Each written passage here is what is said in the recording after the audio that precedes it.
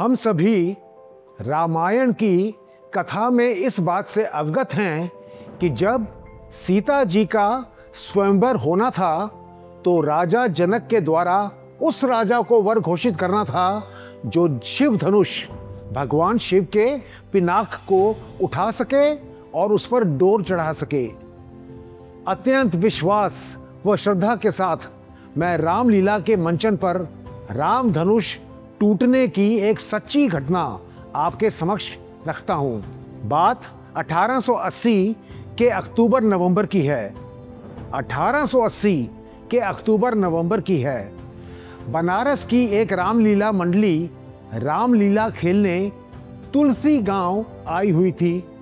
मंडली में कोई 22-24 कलाकार थे जो गांव के ही एक आदमी के यहाँ रुके थे।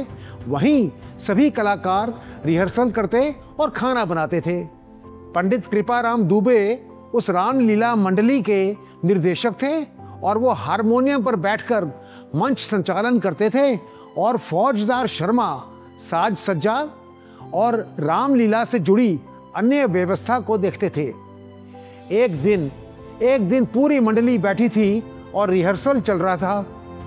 तभी पंडित कृपाराम दुबे ने फौजदार से कहा, इस बार वो शिव धनुष हल्की और नरम लकड़ी से बनवाएं ताकि राम का पात्र निभा रहे 17 साल के युवक को परेशानी ना हो। पिछली बार धनुष तोड़ने में समय लग गया था।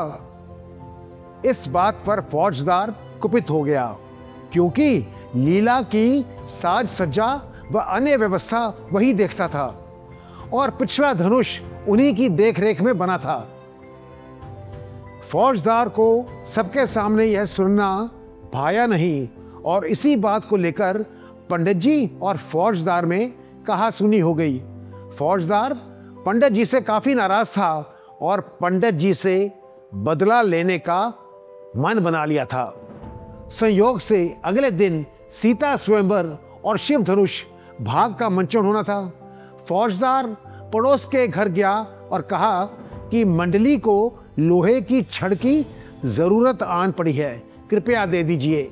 यह जान लीजिए कि यह कोई पतली सी छड़ न थी जिसे उसने दूसरे किसी गांव के लोहार से धनुष का आकार दिलवा दिया। उसने धनुष पर कपड़ा लपेटकर और रंगीन कागज से सजा करके कहीं छिपा दिया। रात में रामलीला शुरू हुई तो फौजदार ने चुपके से धनुष बदल दिया और लोहे वाला धनुष लेकर मंच के आगे रख दिया और रामलीला के निर्देशक को शर्मसार करने का तमाशा देखने के लिए खुद पर्दे के पीछे खड़ा हो गया। रामलीला शुरू हुई। पंडित जी हारमोनियम पर राम चरणों में भाव विभोर होकर रामचरितमानस के दोहे का पाठ कर रहे थे। सैकड़ों की संख्या में दर्शक शिव धनुष भंग देखने के लिए मूर्तिवत बैठे थे। रामलीला धीरे धीरे आगे बढ़ रही थी। सारे राजाओं ने धनुष उठाने में विफल रहने का नाटक किया। अब राम जी गुरु से आज्ञा लेकर धनुष भंग करने को आगे बढ़े। पास जाकर जब उन्होंने धनुष को हाथ लगाया तो धनुष उनसे उठे ही नहीं। कलाकार को सत्यता का आभास हो गया। उस 17 वर्षीय कलाकार ने पंडित कृपाराम दुबे की तरफ कातर दृष्टि से देखा तो पंडित जी समझ गए कि दाल में कुछ काला है। उन्होंने सोचा कि आज इज्जत चली जाएगी और ये कलाकार की नहीं, स्वयं प्रभु राम की इज्जत दांव पर लगने वाली है। पंडित जी ने कलाकार को आंखों से रुकने और धनुष की प्रदक्षिणा करने का संकेत दिया और स्वयं को मर्यादा पुरुषोत्तम के चरणों में समर्पित करते हुए आंखें बंद करके उंगलियां हारमोनियम पर रख दी और राम जी की स्तुति करनी शुरू कर दी। समर्पण की भावना देखिए।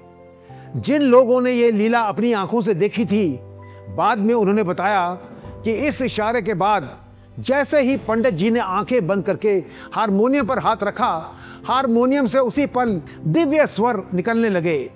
Divine music started playing. वैसा वादन करते हुए पंडित जी को किसी ने कभी नहीं देखा था। सारे दर्शक मूर्तिवत हो गए। The entire audience got still, total silence.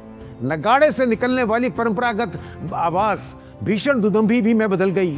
Petromax की धीमी रोशनी बढ़ने लगी और पूरा पंडाल अद्भुत आकाशीय प्रकाश से रह रहकर प्रकाशमान हो रहा था। The entire pandal was intermittently lit up with amazing celestial lights. दर्शकों को कुछ समझ नहीं आ रहा था कि क्या हो रहा है और क्यों हो रहा है। पंडित जी खुद को राम चरणों में आत्मसमर्पित कर चुके थे और जैसे ही उन्होंने चौपाई कही, लेत चढ़ावत खैंचत गाढ़े, काहू ना लगा देख सब उठाड़े, तेही क्षण राम मध्य धनु तोरा, सारे भुवन धुनि घोर कठोरा। पंडित जी की चौपाई पढ़ते ही आसमान में भीषण बिजली कड़की और मंच पर रखे लोहे के धनुष को कलाकार ने 2 भागों में तोड़ दिया। लोग बताते हैं कि ये सब कैसे हुआ और कब हुआ, किसी ने कुछ नहीं देखा, सब एक पल में हो गया। धनुष टूटने के बाद सब स्थिति अगले ही पल सामान्य हो गई। पंडित जी मंच के बीच गए और टूटे धनुष और कलाकार के सम्मुख दंडवत हो गए। लोग शिव धनुष भंग पर जय श्री राम का उद्घोष कर रहे थे और पंडित जी की आंखों से श्रद्धा के आंसू निकल रहे थे। राम राम सबके हैं, राम सबके हैं, एक बार राम का होकर तो देखिए।